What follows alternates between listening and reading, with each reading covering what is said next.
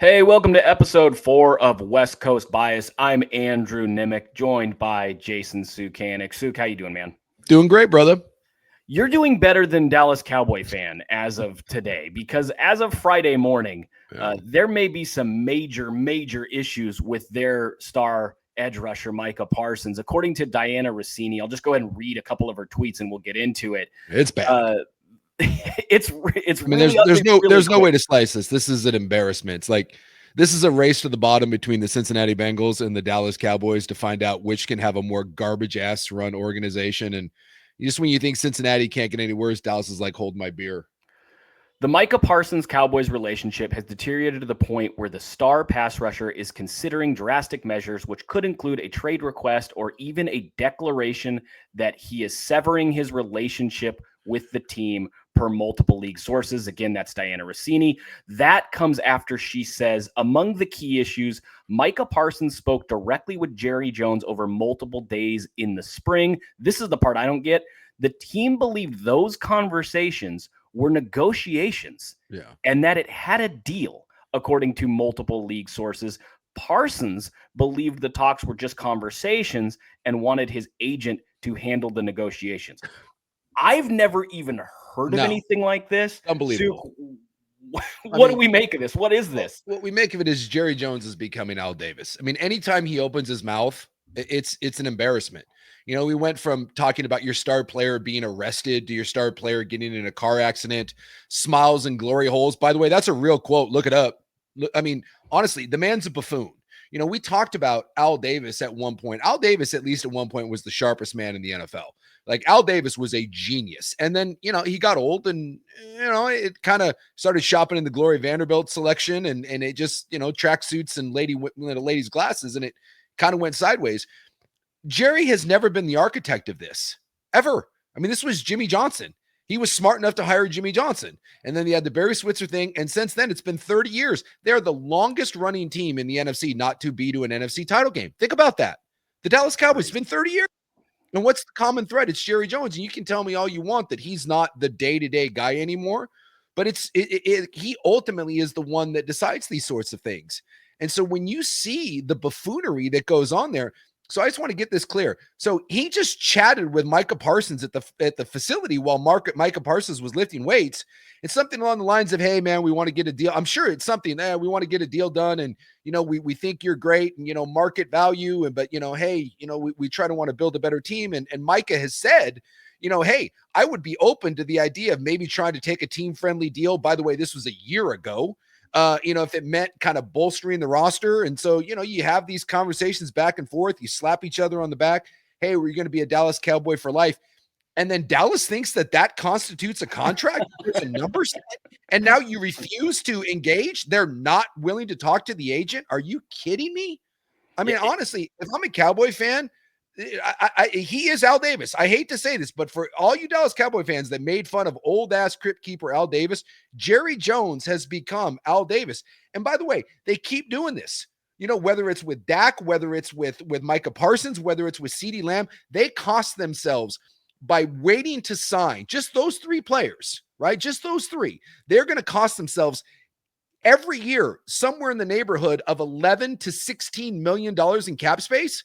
Because when you wait in the NFL, if you have a player that you know you're eventually going to pay, right? The salary cap goes up every year and players keep resetting the market every single year.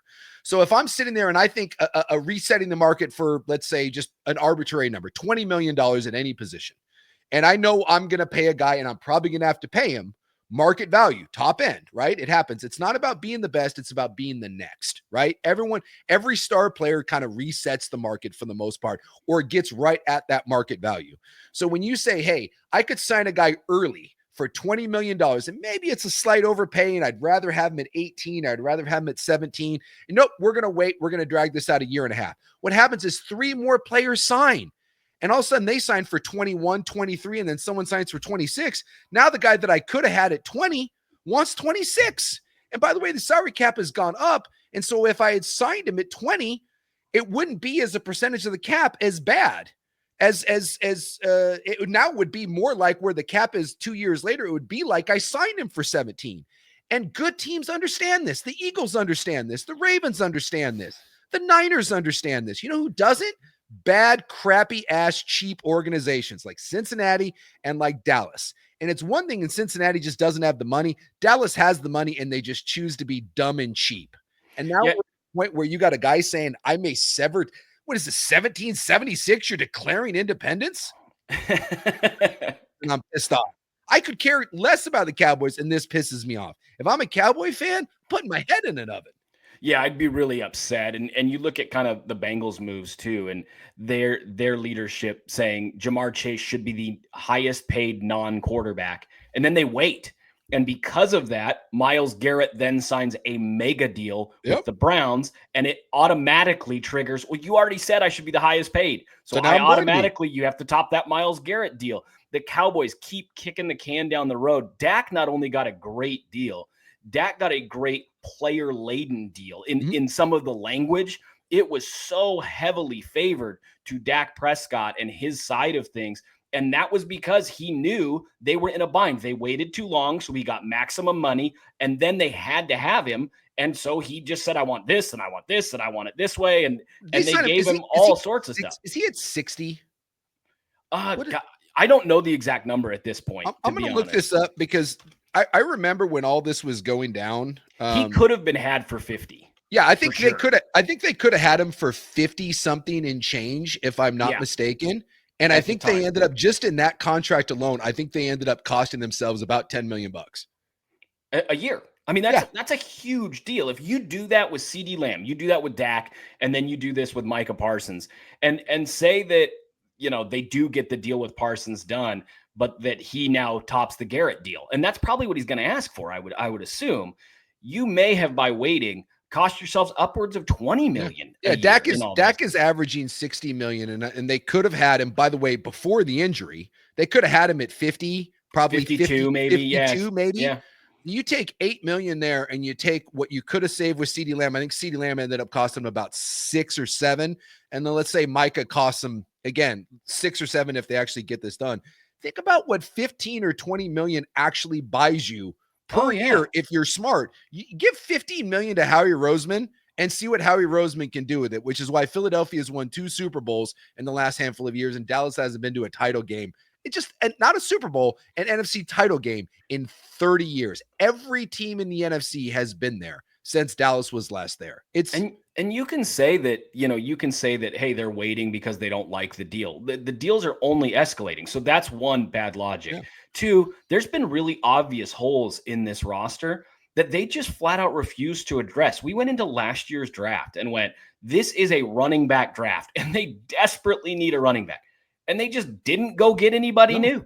No. They needed a wide receiver too, opposite CeeDee Lamb. And listen, I like Brandon Cooks. We all know his injury history. He was a phenom at Oregon State. We loved him here locally. So no shots fired there. But he was not a proven wide receiver too. Now you've solved that problem by trading for George Pickens. However, you waited too long.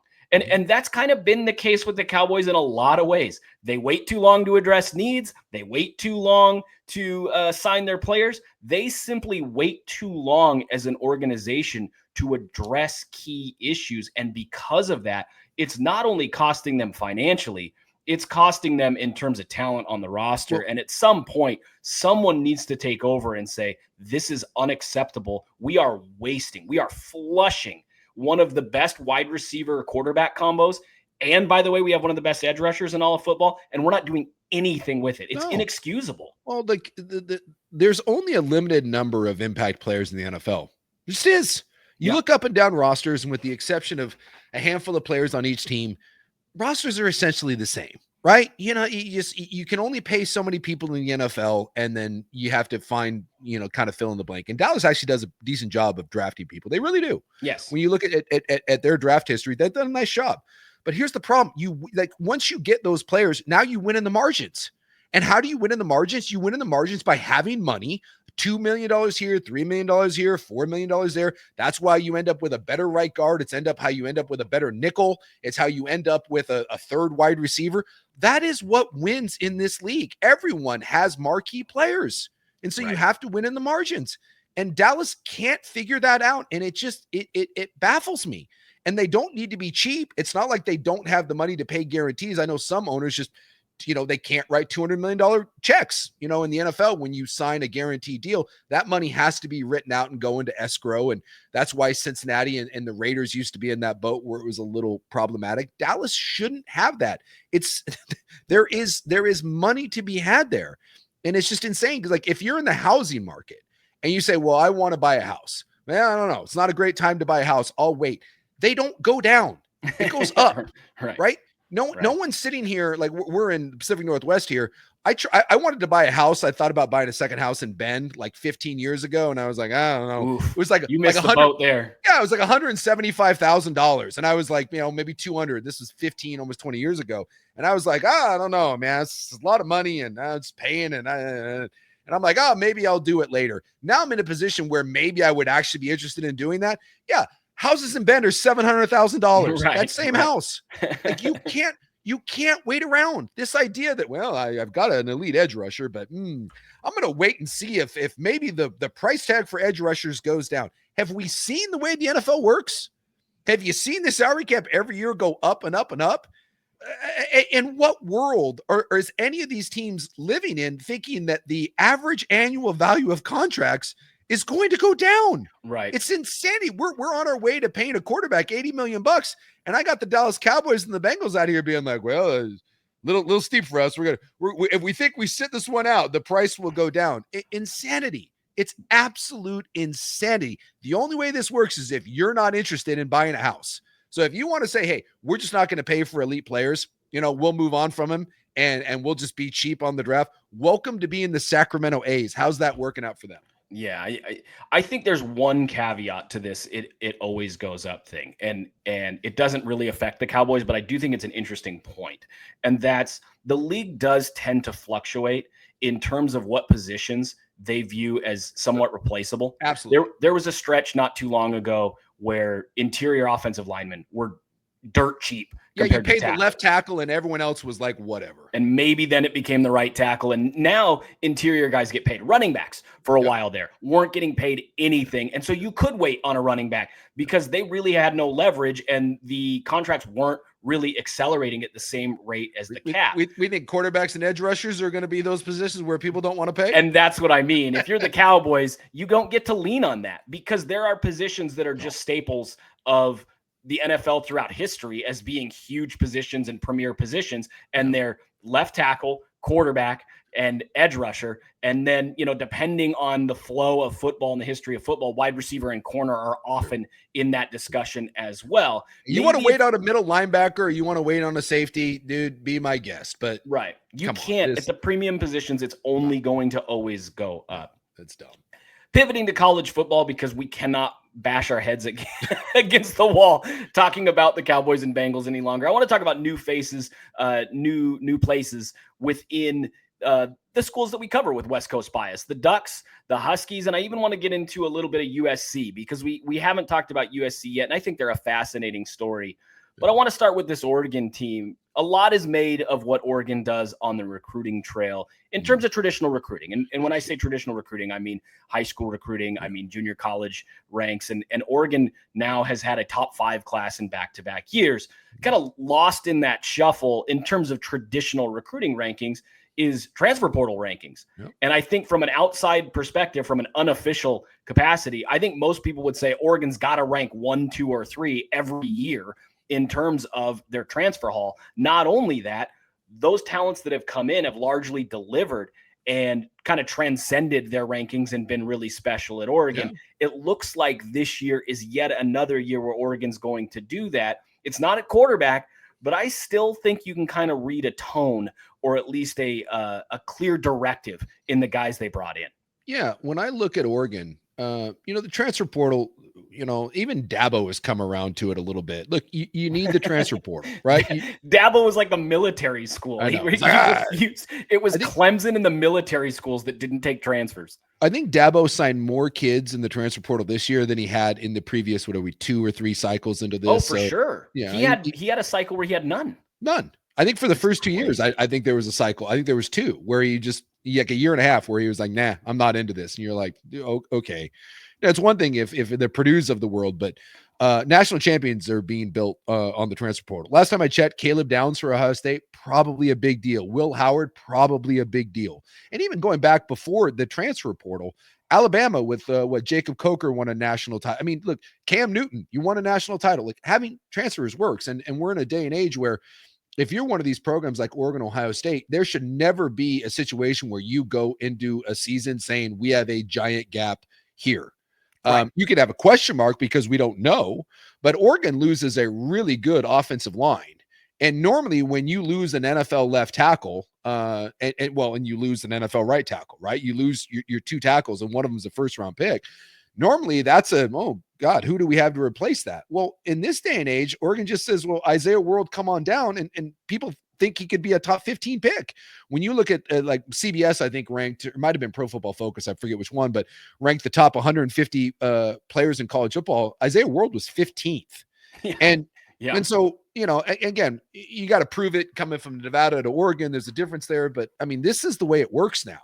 I mean, you lose, I think, a very talented secondary last year for Oregon, a smaller one. And what do you go out and get? You go out to Purdue and you get the best, arguably, safety this side of Caleb Downs. So this is the world that Oregon lives in. And they have been so good in the transfer portal. You mentioned the guys that they've hit.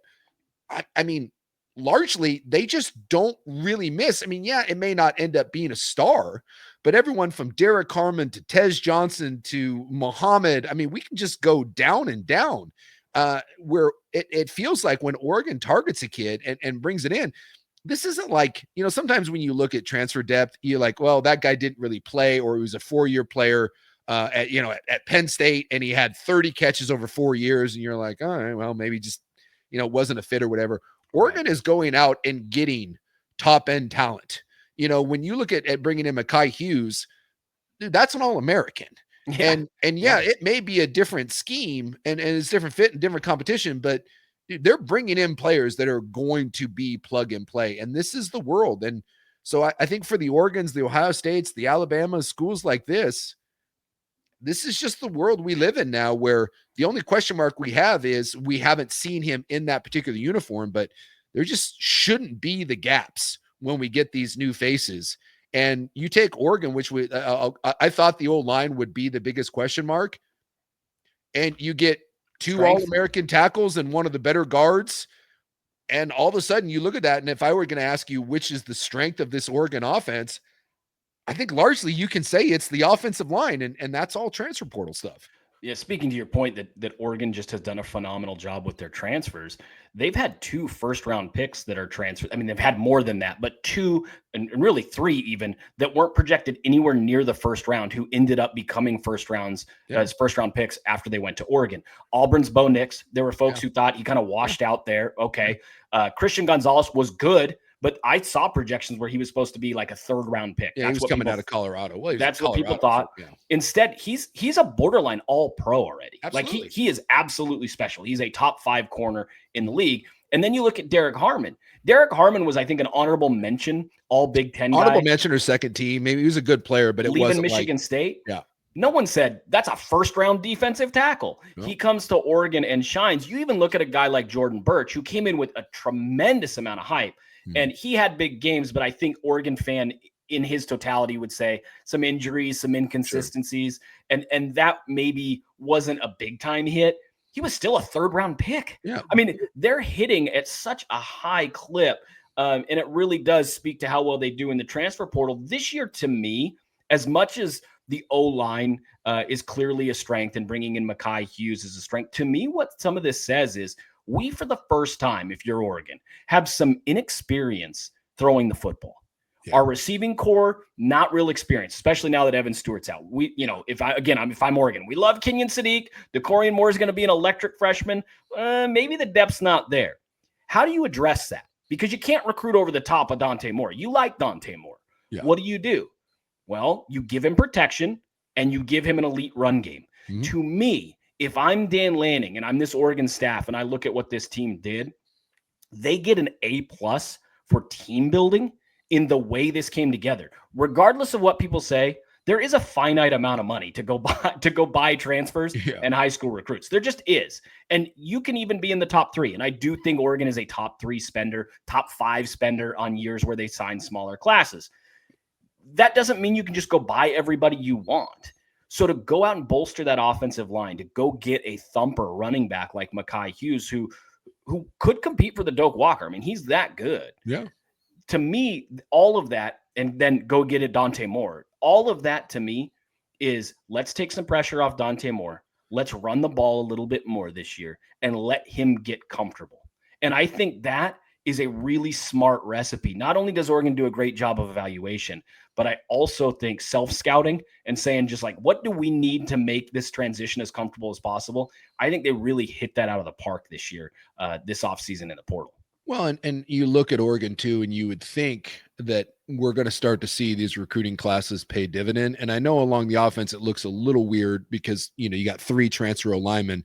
But again, you lose a bunch of O-linemen, but all their depth that they have is all freshmen, sophomores. So when you actually look at the O-line, World's a senior, Pregnon's a senior, Harkey from Texas State is a senior, Poncho's a junior, Bedford, I think, is going to be your right guard. I believe he's a redshirt senior too. So it's all upperclassmen. And then you look through the depth. These are the kids that have come through, right? And you look at running back outside of Hughes, a lot of depth. The receiving core, really outside of what Malik Benson is all homegrown talent. Right. Sadiq is a homegrown kid. So a lot of what you see here for Oregon is, I think this is ultimately what the elite programs are going to try to build is we plug immediate needs if we can find plug and play. Like if you can go out and get a top 15 draft pick in Isaiah World, you go get him. If you can go get the best safety, second best safety in the Big Ten, and you need a safety, you plug him in. But you can't rely on the portal year after year, or you end up as Florida State. Right. We've seen teams that are portal heavy, over reliant, over reliant, and it doesn't work. You have to build the bones of your team through high school recruiting, and Oregon is doing that. How about the second year in a row now, Oregon has gone into the state of Alabama and taken Alabama's number 1 player out of of all high school players in Alabama. They now have gotten the top kid 2 years in a row. That again, it says something about where Oregon's going and kind of in what pool they're splashing around in. We did a preview last week and flipping over a little bit to the defensive side of the ball when it comes to transfers. We talked about holes in this defense, and there really aren't many. We love the linebacker crew. The edges are great. Dylan Thieneman helps kind of bolster that defensive backfield as one of the best, most proven tacklers. He's back-to-back season with 100 tackles, 6 picks as a freshman. They moved him into the box last year, and he had no picks. But if you put him in his traditional role, he's a top 2 safety. He's a potential first-round pick. Yep. The big issue we highlighted was the interior defensive line.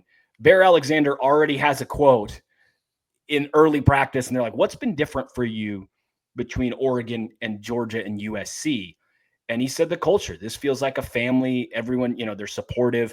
That's a really good sign if you're an Oregon fan. Bear Alexander being bought in early and being engaged early is huge. Again, in 2023, second in the Big Ten in interior pressures. If he's that guy with the edges you have, your front 7 could be really, really scary. An early sign that things are going well. And again, another sign that Oregon's identifying even questionable talent and questionable, in terms of boom bust type guys, and saying our culture will support this and this kid could flourish. If Bear Alexander is that guy, how good could this Oregon defense really be?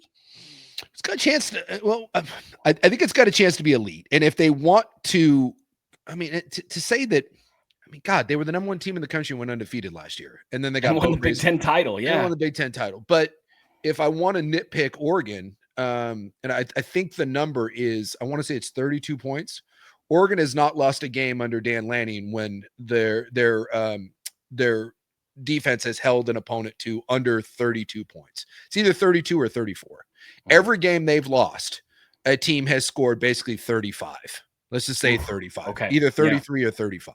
So as much as I like what Oregon is building and potentially what you've got going on defense, I do think there's some questions. I think some people question your defensive coordinator. I think Tosh is known as obviously a great recruiter. I'm not certain if people think of him as a great X's and O's guy, but you do have Dan Lanning, who is an X's and O's guy that came from Georgia. So I think that obviously helps a little bit, knowing that he's that involved. But to me, for Oregon to go from being great and, number one team and winning the Big Ten to beating Ohio State when it matters, to beating Washington when it matters, to not just being in the college football playoff, which should be the expectation every year, but winning it, you've got to be able to go into a big game and not give up 35 points. And, when and again, look at the teams that they've lost to. Those are really, really good teams, right? Teams that went on and played or won a national title. But I just, at some point, that excuse stops. So when you go on the road and you play Penn State, and we think Penn State is a national title team, do you want to win that game 38-35? Or is this finally a time where you bow your back and you hold them to 17? Go back to the national title game when they played against Auburn and that Cam Newton team. The defense held up their end of the bargain, right? And it was the offense that let them down. It was, so we need to get some of that. So I think this defense can be really good. I think this defense will be good. I mean, they were good last year. I think it's one of three teams, basically, when you look at the advanced metrics, that are going to have a top 10 preseason offense and defense. And so I have no doubt that through much of the schedule, this defense is going to be good and they're going to put up big numbers. But I think you're at the point for me that I'm only judging this defense, and really I'm only judging this offense, of what happens when you play. And I'd have to look at the schedule, but off the top of my head, it's probably 3 games. What do you do on the road against Penn State? I guess if you want to say USC and Washington, I mean, 3 games. So you're not worried about Iowa's mighty offense. Yeah, and Wisconsin. No, I mean, yeah. Minnesota. No, yeah, 3 games. Yeah. 3 games. Yeah. Penn State, SC, Washington. Yeah. Hold those 3 teams to and I'm not asking for 10. But I think realistically, to me, your goal, if you're going to be a top 10 defense when you play those games in modern college football, I think you're trying to hold them in the 20s. Yeah. I think you put up 25, you allow at 25, and you tell your offense, hey man, get me 28. Give me 28. And I think that's where this needs to go. Can the defense get there? Yes, but I need to see it, because so far in the big games which Oregon has stumbled, even the Ohio State game that they won, right? Ohio State put up plenty of points. Yeah, it was right? a shootout. That was shootout. So you got to start showing up in some of those bigger games. That's my only thing I'll say about the Oregon defense. Well, those back 2 games, those Washington USC games, are huge. I want to talk about both of those teams. Washington is really interesting because I don't think they underperformed last year. I think they hit a total program reset after making the national title. Yeah. And we saw some bright spots and we saw some serious lows. Yeah. There's a lot of optimism in Seattle. And to be honest, everything I watch, everything I read, everything I hear, I'm kind of jumping on that bandwagon. That doesn't mean I think they're going to win 10 games, but it wouldn't shock me at all if they're in that 7, 8, even 9 win total, if they can figure some things out in the trenches. But there seems to be optimism in Seattle. I'm bullish on UW. Last year was you want to talk about a program reset. I mean, everyone left. Everyone. And you bring in Jed Fish late and you just get gutted by the NFL. And by the way, look at that NFL class that they left. When you talk about your O-line, your 3 receivers, Penix, I mean, you just your running back, although you brought in Coleman, but I mean, you just had this mass departure. And I don't care who you are, that's going to be tough to stitch that together. So believe it or not, I thought Fish did a decent job of holding that together. And when you look at their schedule, right, they ended up winning. I want to double check. I'm not mistaken. 6 games, right? 1, 2, 3, 4, 5, 6. Yeah, 6 games. 6 games, and then lost a bowl game in a shootout against Louisville, who's a pretty good team. No business losing the Washington State game. None. And you blame Jed Fish, whatever, but I mean that play to the short side of the field down there in the red zone. I don't know what the hell that was. Inexcusable. It's inexcusable play call. No reason to lose to Rutgers. None. By the way, both and you outgained both of those teams by like 200 yards. No reason to blow that. and then you get into, obviously like Iowa was a disaster. Indiana was a disaster. Penn State housed you. Oregon whipped your ass. So, I mean, I think you see the gap there, right? There was clearly a gap. But if we took Washington State and Rutgers that you had no business losing and you win those games, that's an 8-win team, right? In a total reset year. Yeah. And then you lose to Louisville in a shootout, which might have been your best offensive game all year. And look, I know ifs and buts were candy and nuts. We'd all have a Merry Christmas, but UW wasn't as bad as you want it to be. If you're an Oregon fan, it's not as bad as maybe you're kind of looking at it. And so I think another year of Fish, certainly an upgrade at quarterback, an upgraded O-line. There's some things to like about UW. So if I'm going to say this was more like a 7-win, I'll even split you the Washington State, Rutgers, and Louisville. This to me last year was more like a 7 or an 8-win team than it was a 6-win team. And so when I look at this on paper, I think there's been massive upgrades at a lot of positions. So is it fair, and not a murderer's row, by the way, Colorado State, UC Davis, Maryland, Rutgers, Wisconsin, Purdue, UCLA. I mean, dude, this is going to be the floor of this is 7 wins. I think realistically, you feel comfortable about 8. And if you get a 50-50 game that goes one way or another, this could be a 9, maybe a 10-win team if things kind of crack. And Damon Williams, who's your quarterback that I've talking to people up there that are just over the moon about, there's some optimism here at UW. Yeah, and I think there's a good reason for that. However, and to kind of talk about a theme that just seems to be all over college football, it comes down to the trenches. And when I look at the biggest question mark for the Pac-12 to Big Ten teams, and you say, what's the separator between Oregon's success, a Big Ten title in year one, and Washington and USC struggling a little bit, UCLA struggling a little bit? It is surprising to me that, and Washington had a total reset. I don't really blame them. USC having a whole extra year to prep for joining the Big Ten and really being deficient and wildly deficient along the lines going into the Big Ten is inexcusable to me. It's a level of hubris from Lincoln Riley that just shouldn't be there by now. If you lose one, or you win one fewer game, you lose one more game every year that you've been at USC, you'd think that would humble you a little bit. Their pass blocking, and we'll get back to Washington, but their pass blocking was 120th in PFF rating last year. USC. Washington was last in the Big Ten in sacks allowed. Is bad. Both of those teams in the trenches just were not prepared for the transition of Big Ten football. It turns out it does matter that it's colder. It does matter that the weather's not great in November and December. You can't just sling it all over the yard and we have better athletes, so we'll dominate you. It doesn't work like that.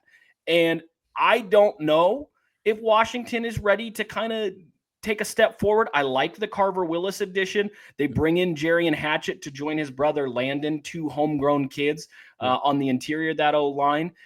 If the O-line comes together, and this is going to be the same thing for a lot of teams. We talked about this in the NFL with the Seahawks and Niners.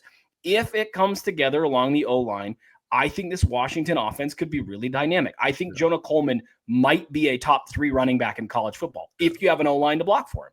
They've got Damon Williams, who I thought was amazing at Basha. When Arizona was able to get him, I went, they're going to go from Noah Fafita to Damon Williams, and Arizona's going to be real. Then Jed Fish leaves, brings him with him, and suddenly now he's the future of the Washington program.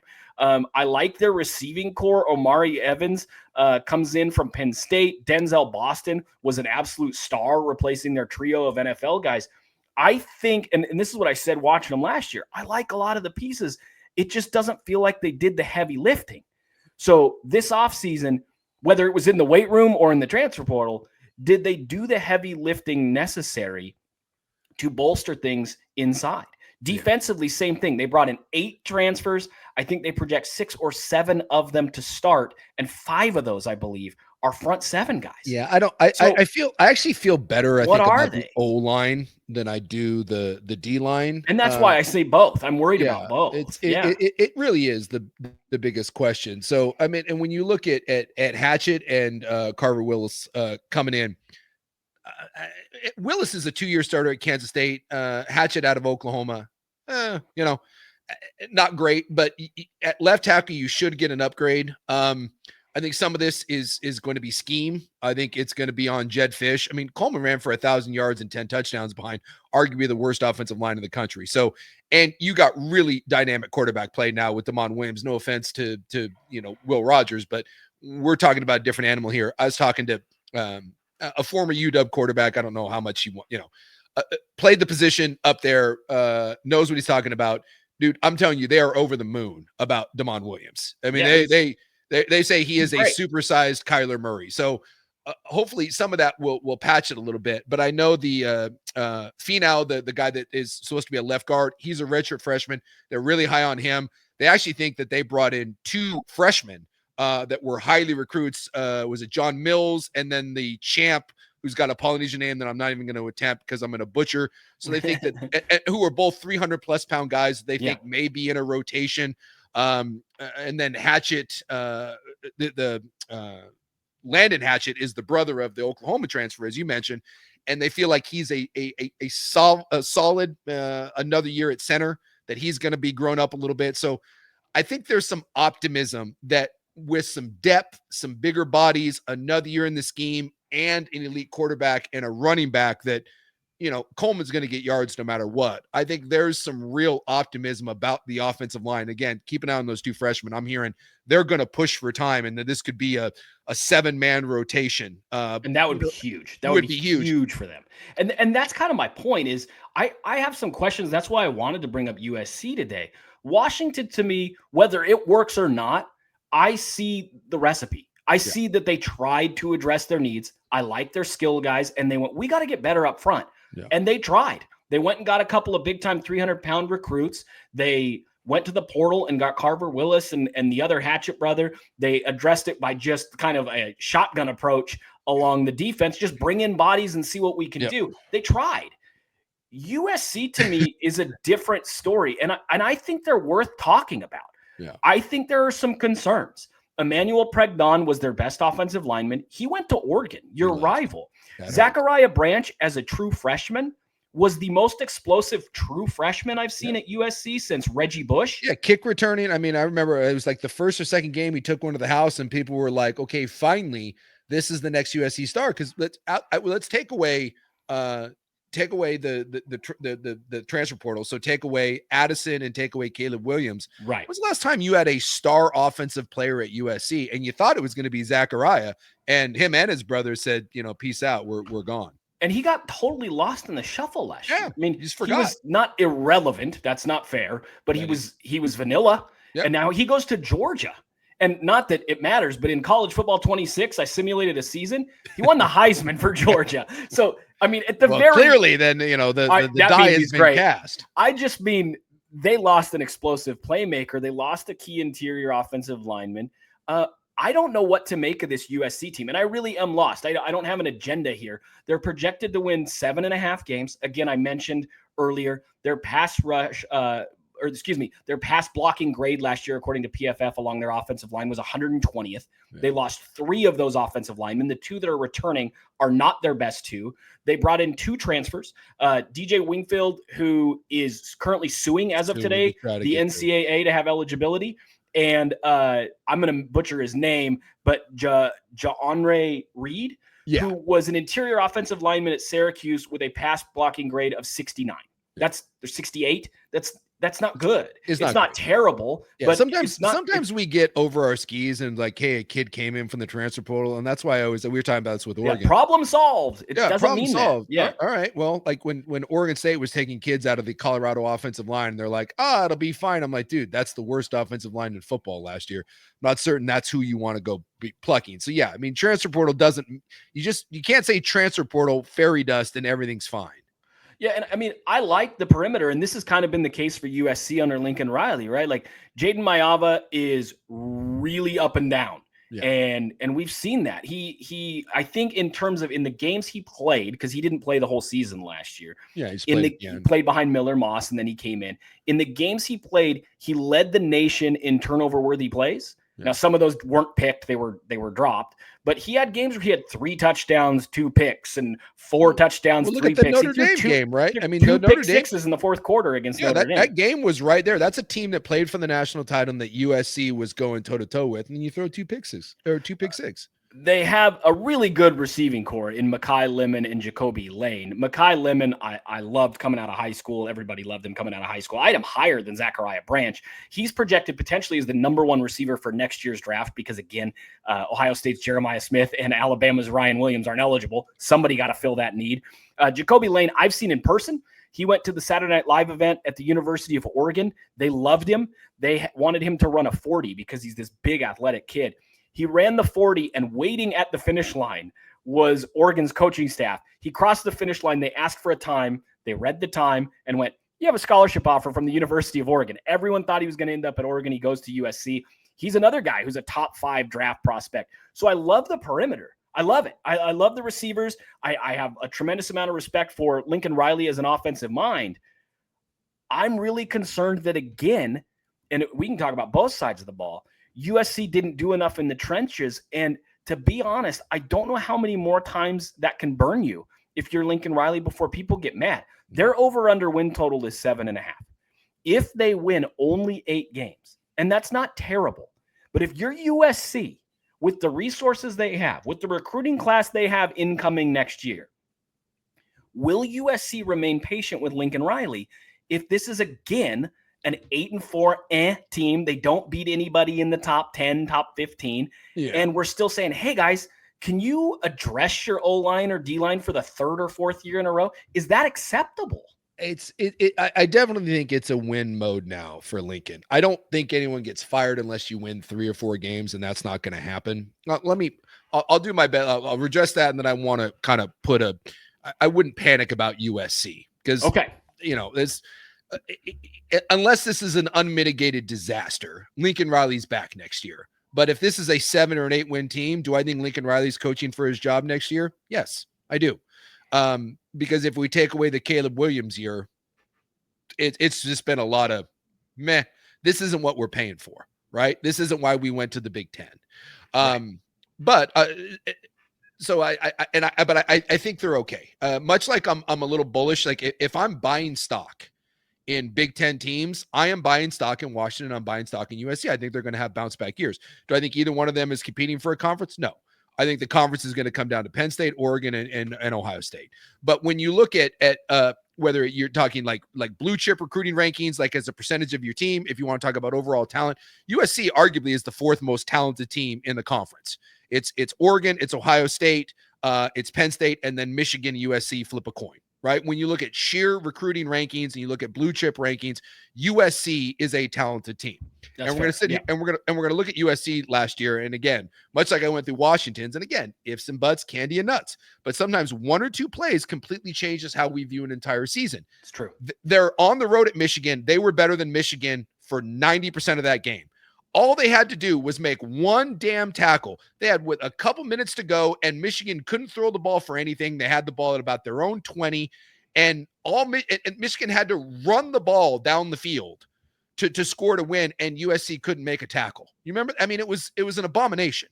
Yes. Like you played that game 100 times, USC wins 95 of those. But the tackle can't stop a team in the trenches is sort of the recipe. I mean, it sort of is what they do. But I hear you. I hear you.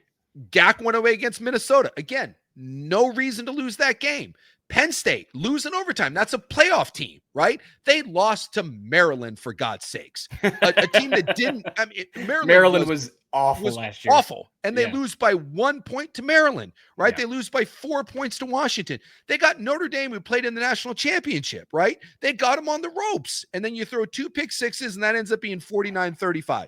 So when you go back and look at USC was not a bad team. No. USC was a talented team that couldn't find a way to win games, but their defense, and much maligned, because I can bring up the Michigan game, like what the hell are you doing? I can bring up the Penn State game, but D'Anthony Lynn came in and he took that defense. They shaved about 11 points off of their defense per game. I mean, that's a monster jump. When Coach Lynn did a phenomenal job. When you can make a double-digit jump in your defense playing a new scheme without necessarily great players, dude, that's a jump. And Lincoln Riley, you would think Lincoln Riley knows how to coach quarterbacks. The man has a resume that it's unimpeachable. So when I look at USC and I say, if this is my bright side, USC, things couldn't have gone basically any worse in close games because they didn't win close games. If they win a close game, they found a way to lose it last year. You turn 2 or 3 of those around.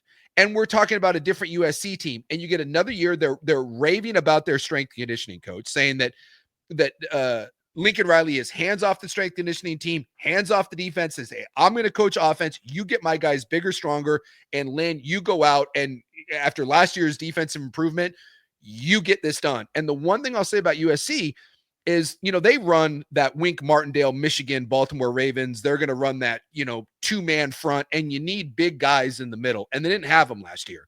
And I'm not saying that Keyshawn Silver and Jamal Jarrett are like the end all to be all. One came from Georgia and one came, I think, from Kansas State, but they're both 330 plus pounds. And then Anthony Lucas and I think it's a Devin Tompkins, they're 2 DNs. They're both saying that those guys have put on 15 to 20 pounds, and everyone says that. Oregon says it. Cal's putting a bunch of pictures out there of guys shirtless and like, look at me. Everyone gains weight, but they're saying that this is a bigger, more rugged physical front, and it's another year under a weird scheme that Lynn implemented last year. And I would assume that when you change over to a weird defense like that, the second year, being able to build your players towards that are going to be better. So I think the defense last year was not the problem. It really wasn't. Yes, they couldn't tackle, but even not being able to tackle, they were in those games. So if the defense can make you're not going to make a 10 or 11 point jump, right? But if you can make a 3 or 4 point jump, and your offense just it improves a little bit, considering hopefully you have a better quarterback and Lincoln Riley does what Lincoln Riley does, and you look at USC's schedule, this is why I said I'm bullish on UW. And I'm bullish on USC because, again, let's look at it. Missouri State, Georgia Southern, Purdue, Michigan State. My God. So you're 4-0 right there. And that's what worries me, though, Suke, because I think Vegas is smart. I think Vegas is smarter than me. The fact that they have that number where they do is alarming when I look at that schedule. It means Vegas doesn't believe. And I do. I'll put my money where my mouth is because Missouri State, Georgia Southern, Purdue, Michigan State, 4-0. Nebraska, Northwestern, Iowa. You are infinitely more talented. Could be 7-0 than all of those teams. And then you're at Illinois, and we think Illinois, could be something. They got maybe the second best returning quarterback. Michigan, you want to talk about an unknown with Underwood at their quarterback. And again, USC lost to him last year on the road. USC was better than Michigan. At Notre Dame, that's tough. At Oregon, those are tough. So I'll say, you're losing to Oregon, you're losing to Notre Dame, and now my season to me boils down to what? UCLA, Illinois, and Michigan. Dude, I'll take that. I will. USC, I take that every year. I'll take it every year. So I'm not saying that UW or USC are going to be college playoff teams, but if you win 10 games in the Big Ten, right, you're in the conversation. You're sniffing, right? You can kind of smell the aroma, and when you look at what they did last year, what they have coming back, improvement, and then you look at schedule. If you don't think the schedule matters, look at Indiana football. Indiana football was the biggest farce last year, but the schedule. I kind of like Indiana. The schedule put them in. SMU, the schedule put them in. Yeah. Those are 2 playoff teams. Schedule matters. And when I look at USC and I look at UW from a talent standpoint alone, there are wins. And again, by almost every margin, when you look at as far as talent goes, and yes, there's deficiency on the O-line. Defense, I'm with you, but they are going to be arguably the 4th, no worse than the 5th, but probably the 4th most talented team. And I still have a hard time believing that Lincoln Riley can't figure out offense. Yeah. I hear you. I think you got the right defensive coordinator. So, and I'm not a USC guy, I'm not a UW guy. I'm just I'm a realist. And because I don't have a dog in the fight, I take a 30,000 foot view, and I can make an argument that UW and USC are really good bets to go over their win total and kind of be surprise teams that we get into November and we're kind of like, oh, there's some meaningful football to be played here. And now that I've said that, watch both of those teams just fall on their ass. But I that's my rosy view But still, the Big Ten to me, it's three teams. It's Oregon, Ohio State, and it's Penn State. But I say dark horse, if I had to pick a team other than those three to, at the end of the year, be in contention to play for a Big Ten championship, I don't think it's Michigan. I don't think it's Illinois. I don't think it's Wisconsin. I will take UW and USC, one of those two, as my sleeper to be a team play meaningful football at the end of the year. Yeah, and I want to be clear that I'm not anti-USC. I just think they're set up to be very volatile. Yeah. When your defense is a question, particularly tackling, when your tackling is a question, and it was bad last year. I mean, again, it got better than it was 2 years ago, because 2 years ago it was JV. And then you've got a quarterback whose average depth of target is near the lead in the nation, and also has one of the highest turnover play ratios in the entire country. That's just volatility. Yeah, I'm a little surprised that you're volatile. I'm a little surprised and you look at the transfer portal this year, there wasn't a lot of quarterback movement. The year before it was, last 2 years it's been Thunderdome. I am a little surprised as you are that they didn't do more to address the O-line, but I'm surprised that this is who they're going with. And they're like, nope, we're happy with this. I mean, you're Lincoln Riley. What happened to if I'm a college quarterback, and maybe USC just has fallen off that much. There are chinks in the armor, Suke. I think you're underselling. And I like USC. I think they figured it out in NIL. I've been reporting for 2 years that they couldn't get their NIL situation figured out. They couldn't figure out what they were doing. Maybe that's too much infighting, and they couldn't recruit at this level. Suddenly they're recruiting. They've got the number one recruiting class in the nation. I think it took until this year to really turn that page. And I do think we're seeing there are some clear areas where you can even just say, okay, I think USC did a fine job.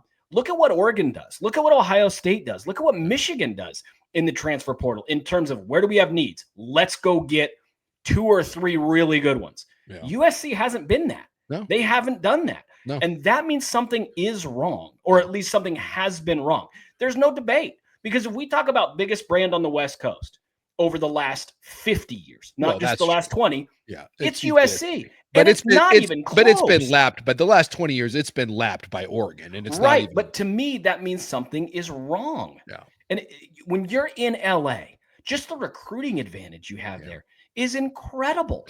And then you say, we've got Lincoln Riley, who is a Heisman Trophy quarterback kingmaker. Okay, then how come you're not landing these elite guys? Something is off. When you have a head coach and he's saying, I'm taking my hands off the strength and conditioning, someone else needs to do it. That means something's wrong. The more you compartmentalize your coach, and I even think Chip Kelly at Oregon, as much as he's beloved, there were times in Chip's tenure where it was like, man, if only someone else made the defensive hires. Yeah. Because if we could compartmentalize Chip, he'd be great. USC is starting to compartmentalize Lincoln Riley. To me, that's an issue. I think this USC team has very high variance. I think they're going to win or be in games that you go, how in the world did they do that? I also think they're going to play some teams that are just really physical with them. Yeah. And you go, man, it's close with Northwestern. It's close with Purdue. Yeah. What's going on? And I think when you have that level of variance, something is kind of a little bit off. Now, again, I do think USC has addressed their NIL concerns. They finally figured it out. It's why they have the number one recruiting class in the nation. I think next year's transfer portal group is going to be really special because I think they finally have the resources in place to do it. I just, selfishly, it's fun when the West Coast has great teams. Yeah. I wish USC could have landed a couple offensive linemen. And again, we talk about signs that maybe something's not quite right.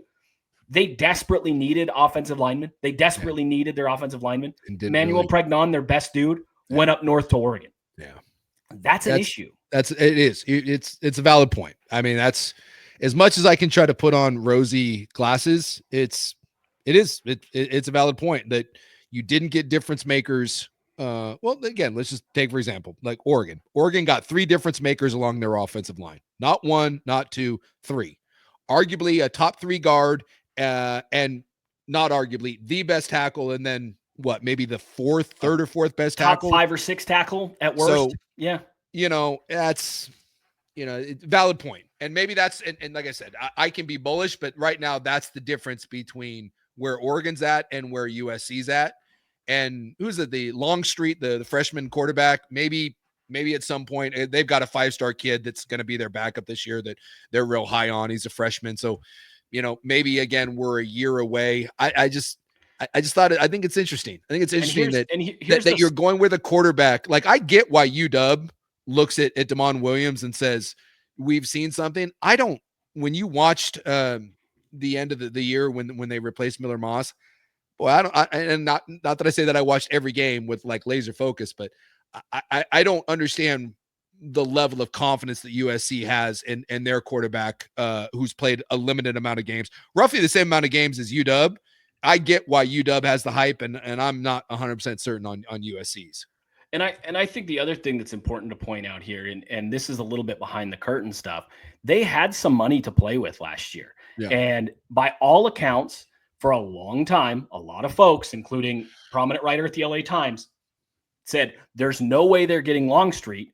And part of the buzz about that was he was going to cost too much. Yeah. And Jakeem Stewart, who's nicknamed Thanos, a defensive tackle, was considered one of the biggest NIL prizes, an NIL guy in bullet points, in bright letters. Some guys just let you know. And USC's recruiting class fell apart late last year. And by all accounts, I've heard from multiple sources, they wildly overpaid for Longstreet and Stewart, a freshman quarterback and a freshman defensive tackle. What if, and this is where I think Oregon does a nice job. Oregon this cycle missed out on a Ryder Lyons, missed out on a Jared Curtis, missed out on a Jackson Cantwell. Their pivot always seems to lean into, okay, fine, we'll go get an Anthony Tank Jones. We'll go get the top quarterback from the Elite 11 that's uncommitted. They do a great job of pivoting instead of just tripling down and overpaying next man up. Yeah. And I think if you're USC, what if, and again, by the way, they lost 4 5-star kids who decommitted: Justice Terry, Isaiah Gibson, Hayden Lowe, and Jerome Miles. 3 of those are 5-star defensive linemen. Yeah. So they know there's an issue. What if instead of paying those 2 high school kids reportedly way more, and the Stewart number I know, and it's way more than market value to bring him in. Yeah. What if instead of getting him, you just say, hey, we struck out along the defensive line this year. Let's go get a couple portal guys, and they did. And then let's spend that money and get 3 good linemen. They don't have to be great. Let's go get 3 solid O-linemen. How much different would we feel about the program right now? Yeah. And again, some of that is how to allocate resources. And I think USC needs to do a better job with that. I think they are, but I think they're throwing a lot of money at this recruiting class. And it's going to be fascinating to see, are they a program under Lincoln Riley that has the discipline to allocate resources to the interior instead of just going, give me the best skill guys, and then realizing late, oh, that's maybe not going to work. Let's overpay for a defensive tackle or 2. They need to allocate their resources better. And I think this roster showcases where they went luxury item instead of kind of doing the dirty work, or not. And I don't mean dirty like against the rules, but doing the dirty work to get better in the trenches. And I think it might cost them. Well, and you mentioned, we started this whole pod to bring this full circle. We started talking about garbage run teams in Cincinnati and Dallas. And by the way, both those teams end up winning games. They got talented players. You get a great quarterback, you win games, right? But when you are a poorly run organization from the top, it's hard to maintain. You may have splashes, see Caleb Williams, Cincinnati going to a Super Bowl, Dallas, a couple years ago, won 13 games with Dak. You can have splashes, but when you are poorly run year to year, that's where it shows up. And, college football is essentially the NFL now. If you don't have your NIL figured out, if you don't have, obviously now with revenue sharing, if you don't have an athletic director that gives you the resources, if you don't have the facilities, if you don't have the coach that prioritizes recruiting, and if you don't have your general manager, chief of staff, whatever you want to call him, right? Yeah. That works out your budget and works out your roster building for the combination of high school to transfer portal and all that. If you don't have a good sense of where you're at, that's like being in the NFL and not having a good owner and a good general manager and a good cap guy. And if you don't have those things, you will not have sustained success. You can have flashes, and we've seen it in college. You can pop for a year. You can go get, Florida State went undefeated with like 13 transfer kids. You can have it. But when those kids leave or the special player leaves and it comes down to, oh crap, I was supposed to replace these guys. And that is the question. I think it's the biggest question you mentioned at USC. Yeah. That that school in general, real quick, like their university president came out and said that they are, as a school, they are a couple $100 million in the hole right now. And they're facing a budgetary crunch across the entire school. And she's like, hey, nothing's off the table. Right. And you mentioned USC couldn't get their NIL together for a while. And, I'm just not sure top to bottom that SC right now has the look of a Oregon, Ohio State, an Alabama, where it just feels like from top to bottom, everyone is in line. It does feel that USC is a little more chaotic. They're a little more Florida State right now. A little more TCU. I'm just thinking of schools that had 1 year pops. Yeah. And that's as opposed to, that appear like Alabama may have had a little bit of a down year for Alabama. Alabama's fine. Alabama's with DeBoer and that's a rock solid program. And I'm not certain that SC, outside of having the USC and Lincoln Riley's name, I'm not certain that they're top to bottom. And that's all I mean. And this offseason, they brought in Chad Bowden, who was previously at Notre Dame, to be their general manager. They now have the #1 recruiting class in the nation. By all accounts, he's doing a nice job, and they are starting to streamline this process. However, it is concerning that you went to the Big Ten and you didn't have, no pun intended, your ducks in a row, and you kind of left the trenches pretty bone dry. And because of that, you got beat up the first couple of years in the Big Ten, or in your first entry into the Big Ten. And now in year 2, when maybe a lot of the premier programs would have just gone to the portal and patched it up, you still have questions rather than strengths. We talked about it to begin the show. Oregon's weakness prior to the transfer portal, we would have said they lost their 2 offensive tackles in the NFL draft. It's the offensive line. It's now the strength because of what they did in the portal. We do not see that at USC. I think Washington has taken some attempts at it, but no one's under the illusion that Washington is working with the budget of Oregon. So we don't give them a pass. We just say, hey, they did what they could. It's the reality of the situation. I'm just fascinated to see, because I know USC spent big on a couple of freshmen. Would they have been better off doing it a different way? Had Chad Bowden been there sooner, would things have gone differently?